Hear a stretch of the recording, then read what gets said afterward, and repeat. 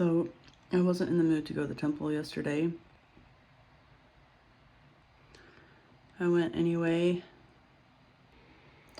The nice thing is that I wasn't crying the whole time or like traumatized. Sometimes when I go to the temple, I just think about all the times I've been there when I went there instead of going to the ER, and it was really traumatizing, but it wasn't that. So that was nice.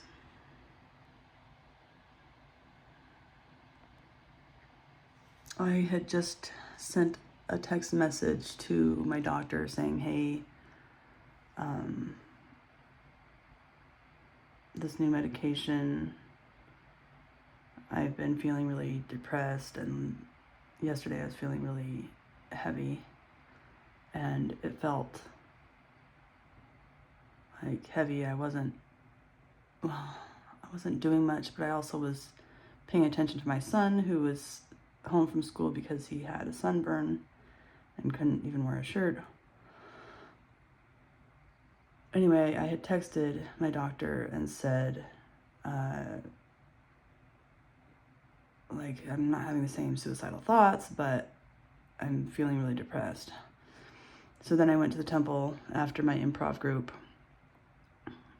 and the improv group was fine. It was like 5 out of 10 probably, which is better because the last 2 weeks I left crying, not because of anything that happened there, but just because of the state I was in. But last night when I first got there, I was like, hey, I talked to the instructor privately. I was like, hey, I think I'm kind of like gonna have seizures, so I need to be careful not to be overstimulated. So he was gonna keep his eye out for me a little bit.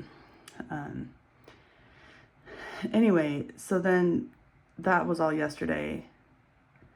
And then, I also was trying to go see my acupuncturist yesterday because I wanted her to do some points for grief and anger.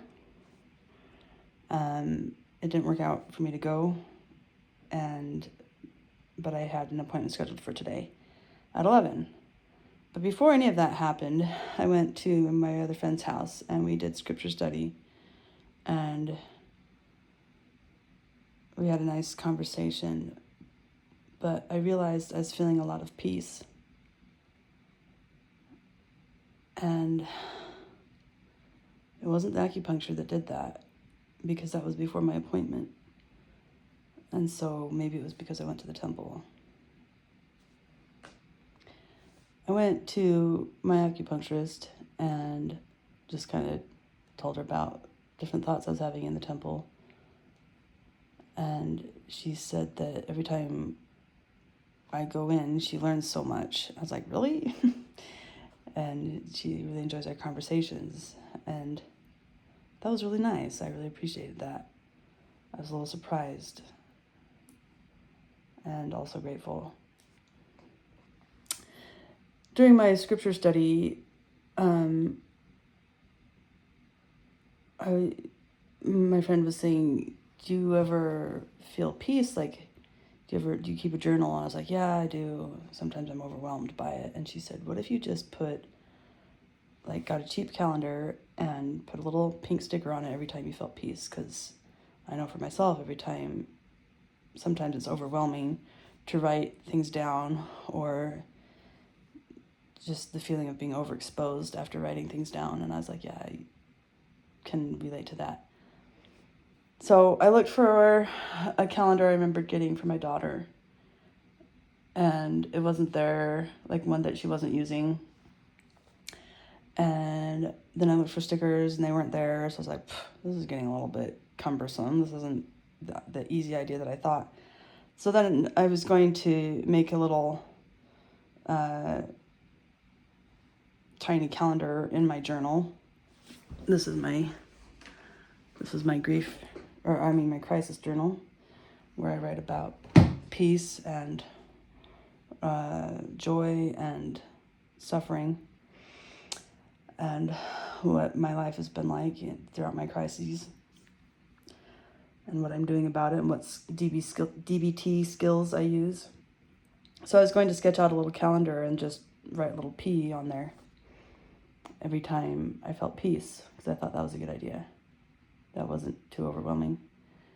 And then I'm in my office here, and I walked past, and there was on the piano there was sitting a little thing of glow in the dark ceiling star stickers, little circles that have been sitting there for a long time as I have been trying to figure out what to do with them.